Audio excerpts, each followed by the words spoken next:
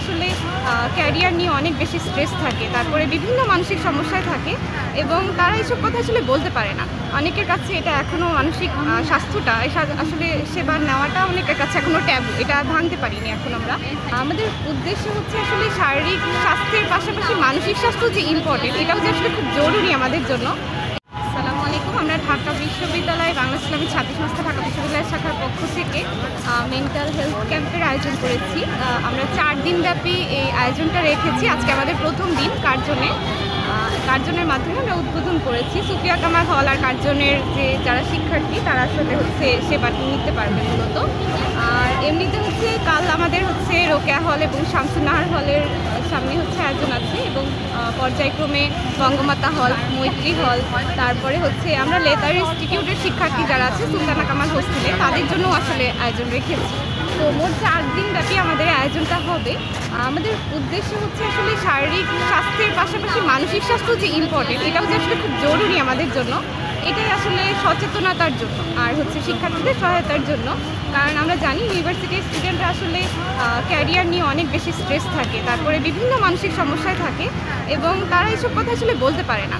অনেকের কাছে এটা এখনও মানসিক স্বাস্থ্যটা আসলে সেবা নেওয়াটা অনেকের কাছে এখনও ট্যাবু, এটা ভাঙতে পারিনি এখন আমরা। অনেকে মনে করে যে আসলে এটাকে কীভাবে দেখা হবে বা তারা কথা বলতে অনেক বেশি স্বাচ্ছন্দ্য বোধ করে না। তো এর জন্যই মূলত আমরা ক্যাম্পের মাধ্যমে এই বিভিন্ন যে সমস্যাগুলো আমাদের মানসিক চাপ, তারপরে অ্যাঙ্গার ইস্যুস, তারপরে ক্যারিয়ার নিয়ে যে দুশ্চিন্তা, এই সমস্যাগুলোকে হাইলাইট করেছি। এগুলোকে আমরা সেবা দিচ্ছি। এগুলোর আমাদের বিশেষজ্ঞ এসেছে, সাইকিয়াট্রিস্ট, তারপর সাইকোলজিস্টরা আছেন, ওনারা সেবা দিচ্ছেন এবং এটাকে আসলে সহজ করার জন্য মানসিক স্বাস্থ্যটাকে মূলত এটাই আমাদের উদ্দেশ্য। এবং আমরা অনেক রেসপন্স পাচ্ছি আলহামদুলিল্লাহ। যারা আমাদের ছাত্রীরা যারা এসেছেন তারা এই ব্যাপারটাকে অনেক খুব ভালোভাবে নিয়েছেন যে আসলে এরকম একটা উদ্যোগ আসলে নেওয়া হয়েছে এবং তারা চাচ্ছেন এগুলা আরও অনেক বেশি করে যেন বিশ্ববিদ্যালয়ে সবাই আসলে এই ধরনের উদ্যোগ রাখা হয়।